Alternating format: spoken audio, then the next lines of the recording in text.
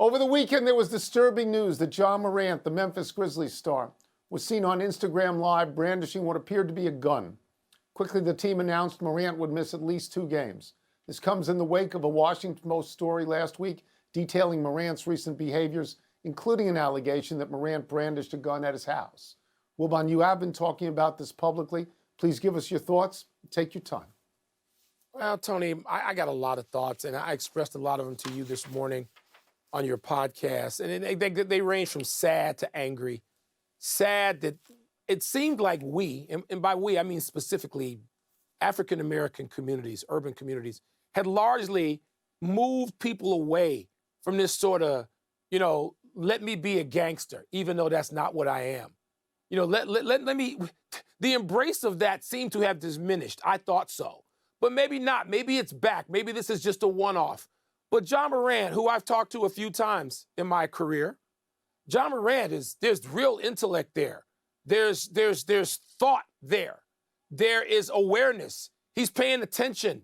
I mean, he's engaging. And yet, it doesn't match this.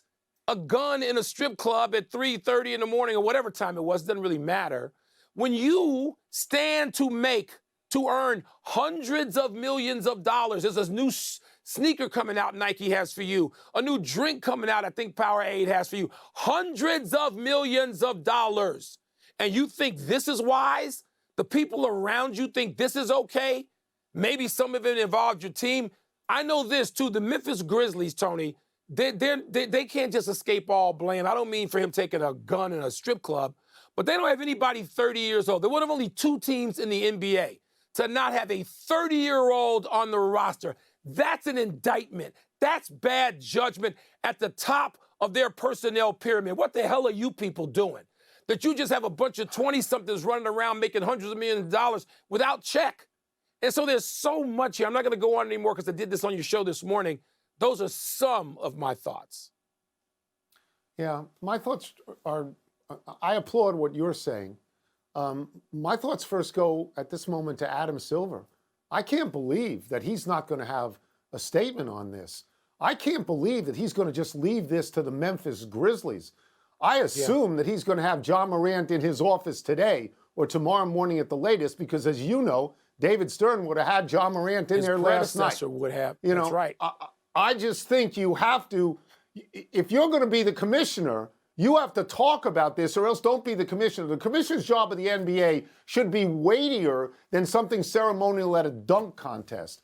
I read the Washington Post story last week and I found it troubling. It seemed to me the behavior they were describing was of somebody who felt a certain entitlement at a young age, that I'm a star and I'm above the law and I can do what I want. And to get involved with guns and all this other behavior, the money is very important, Mike. If I owned a company and I was going to go to Ja Morant, do you think I'm going back to him this afternoon to represent me? This afternoon, I'm not going to do that. Yeah. No. But they just went to him, Tone. Nike just went to him. I think it's Powerade just went to him. We're talking about people unveiling drinks and shoes. And there's a reason, Tone.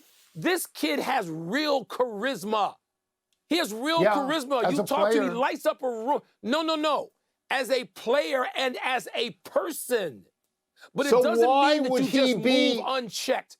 Bad judgment, 23 years old. Why would he be on the brink of throwing it away?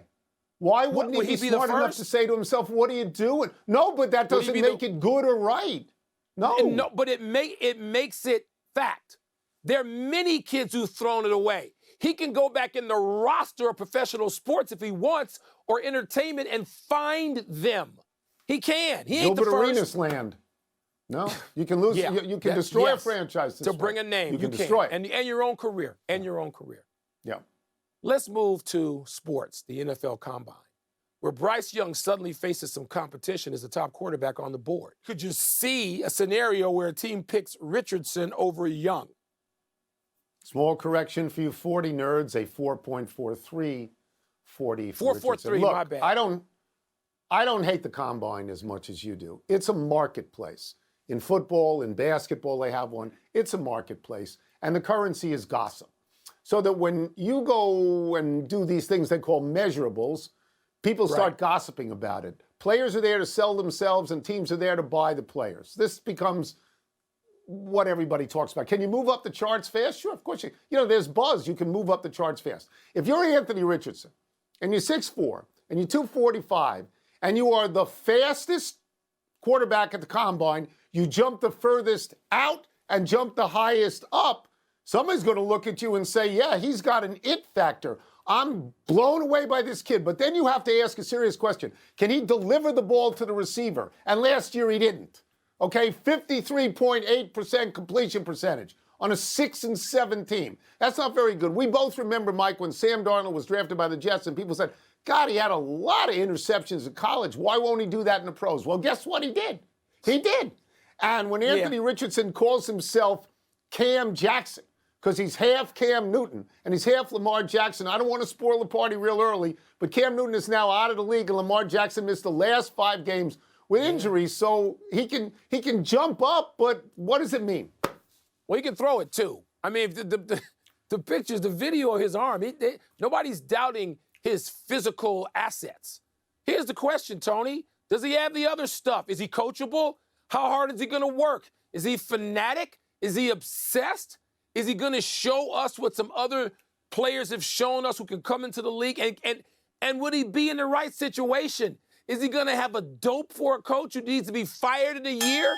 Or would he get a quarterback whisperer who's actually worth a damn? All of these things come into play when you talk about, but look, I might take a flyer on him, 5'10", and before the protein shakes, about 185. Please don't tell me 204. I weigh 195. Don't tell me he weighs 10 pounds more than me. I don't want to hear that. So there's so many things that you don't know. What situation is he right for? That's right. We don't know. We don't know. That's right. Combine can't tell you that. Are you getting Josh Allen or are you getting Carson Wentz? The car really looks good on the outside. Yes, open up the hood, make sure there's a motor. More intriguing NBA result from Sunday. The Suns beating the Mavs or the Knicks beating the Celtics for their 9th straight win. The Knicks beating the Celtics. Come on. No Jalen Brunson in Boston. I know I went on Countdown and I was asked a half an hour before tip if I gave the Knicks any chance, and I said, no chance whatsoever. I mean, Jalen Brunson is the steadiest and most important player on the Knickerbockers team. He has fueled the previous games in that win streak now, which is at 9. And they really went in there, Tony, and they played like a Tom Thibodeau Bulls team from the early 2010s where they looked like they could be a conference finalist. They were smart and resourceful and defensive-minded and efficient with the basketball. The answer, and I don't expect the Knicks to be able to beat Boston in a 7-game series. I'm not saying that. But last night, the answer is the Knicks. And I know you want me to say the Knicks as well. Team of my youth, blah, blah, blah. Yes, your team. And the Knicks, come on, 9 in a row is beginning to be a big deal. Beating the Celtics in Boston is impressive. Having 2 victories in the 9 against the Celtics is impressive. Yes. But even you, in your wildest dreams, would not ever consider the Knicks a contender for an NBA championship this year. And the Suns are. They're now 3-0 with Kevin Durant, who has parachuted in seamlessly, Mike. They're really good overnight because of Kevin Durant.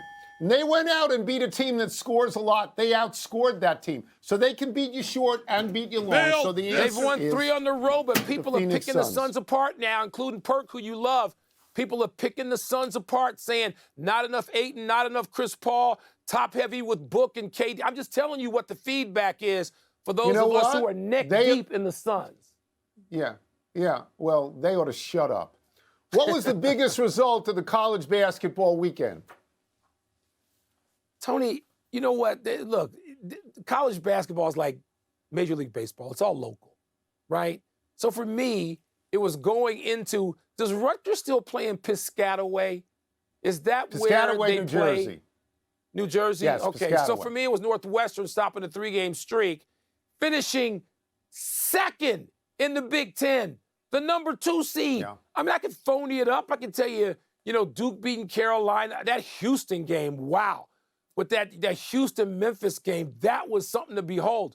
There were a lot of nice results. Caitlin Clark, who I now know you're on the bandwagon because you left me that message yesterday. Yes. You think you could sneak If on the you Caitlin stop Clark talking, bandwagon? I'll talk about Caitlin Clark. Huh? That's right. All right, good. Start talking. Yeah, here. Okay. To answer the question directly, it is North Carolina losing at home to Duke because they may not make the tournament. Everybody else knows if they're in or they're out. I watched the Big Ten women's basketball tournament over the weekend for 2 days, and I watched the golf because I wanted to see Caitlin Clark because you always talk about her. I want to see what she was like. The Maryland-Iowa game was a really good game. Ooh, Iowa won late, and Iowa won pretty close. And then Iowa destroyed Ohio State. They were up by 30 in the second quarter of that game. Caitlin Clark is great. She can handle it. She can shoot it. She is a great passer. Time and again, she finds somebody big under the basket, leads to a layup. These are dangerous passes, and she has threaded the needle. You told me she's Larry Bird, and now I see it. Maybe she's Sue Bird. Whatever bird she is, being she was Sue great. Bird would be fine. Yes. Quick to the big finish. Michael Silver reports the Titans are shopping Derrick Henry. Does that make sense? When NFL teams decide to get rid of you, they can all make it sound like it makes sense. The Cowboys franchise tag Tony Pollard. Your thoughts? He had a better year than Ezekiel Elliott.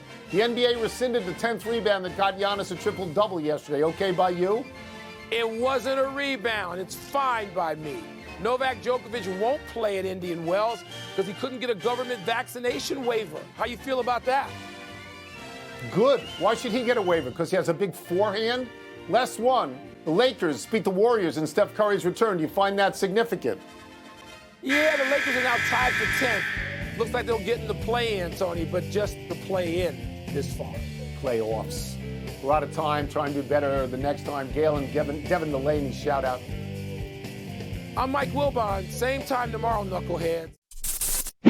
Thanks for watching ESPN on YouTube. For live streaming sports and premium content, subscribe to ESPN+.